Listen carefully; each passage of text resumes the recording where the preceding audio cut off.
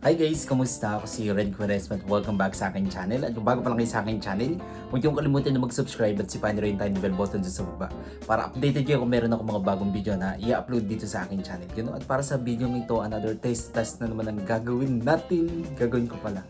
So meron kasi ako nakita sa supermarket. So ito guys, yung Ajinomoto single serve soup and go instant soup.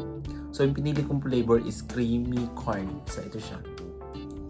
Bago lang to guys and sobrang excited na ako na matikman to at sabihin sa inyo kung okay ba to or hindi. So nakalagay dito guys, ayan no, ito sa packaging ay 1 minute lang siya. Just pour hot water and enjoy. And may tatlo siyang sachet, 3 sachet nakalagay dito. Yan no. So tara, taste test natin. Tapos dito meron siyang nakalagay ng open, dyan hahatakin para mabuksan yung box. Yan. Pakita ko muna sa inyo yung laman. Tapos yung instruction niya kung paano, ayan siya guys. Sa isang tasang ganito ilalagay, then lagyan ng mainit tubig and then halu-haluin siya for stir for 15 seconds, wait 1 minute daw sabi. So ito yung kanyang packaging, ay yung kanyang sachet, yan. Ang cute ng sachet niya. Tadan! So, try natin. Madali lang naman siyang buksan. Ay! Amuyin natin. Amuyin. Tapos ilagay natin dito sa tasa. So, ganyan yung laman niya. Yung powder niya. Ayun siya guys. So, para siyang juice. Para siyang, ang tawag dito, yung Knorr powder. Ganun siya. Yung amoy niya hindi ko maamoy. Amoy ko lang siya. Alam niyo yung ang tawag dito, yung pinowderize na corn. Ganun yung amoy niya. Pero wala akong naamoy na na yung mga spices, wala siya. So kulang ang hot water. So ito na yung hot water.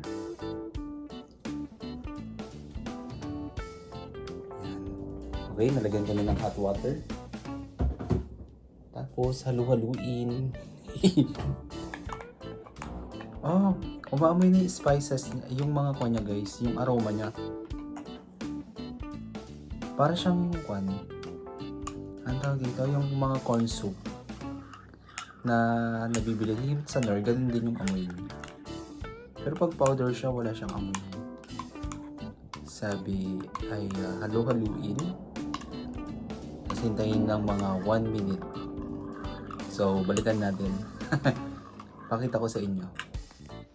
So, yan siya guys. So, halu-haluin. Yan. Hintayin natin siya ng 1 minute. Tapos, ready for, na siya. Ready to eat na siya. So, ito na mga bebu. Tikman natin.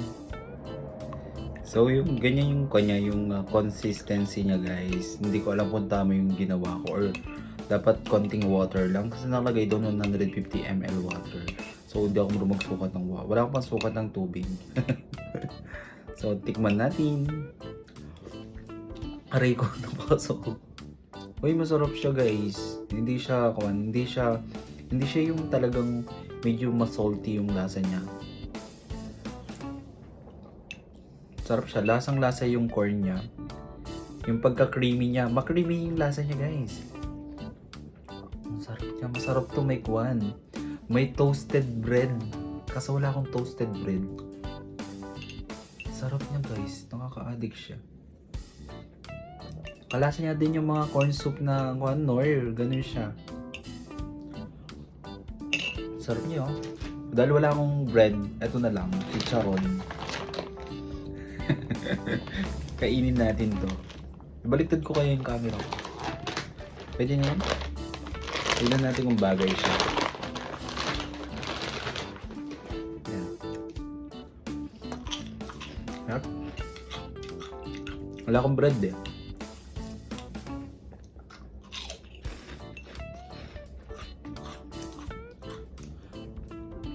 Yun yung patungan ko guys. Yung patungan, hindi nyo makita.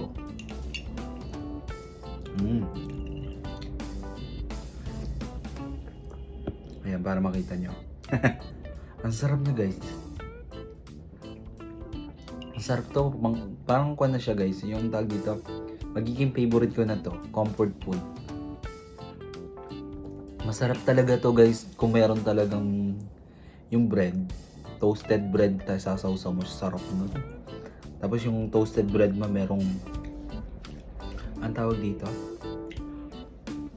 olive oil, tapos may garlic siya na tinoast, no? Niluto sa olive oil. Sarap nun. Pero bagay rin siya dito. Masarap siya. Try nyo. Try nyo din. Mura lang to guys. Yung Ajinomoto corn soup, creamy soup. 55 pesos lang siya. Tapos may tatlong laman siya. Tatlong sachet. Ala ka na dyan kung nakita nyo na nakakahiya. Yummy. Bigyan ko siya ng rate na 10 out of 10. Try nyo din. Super okay. Sarap. Rub.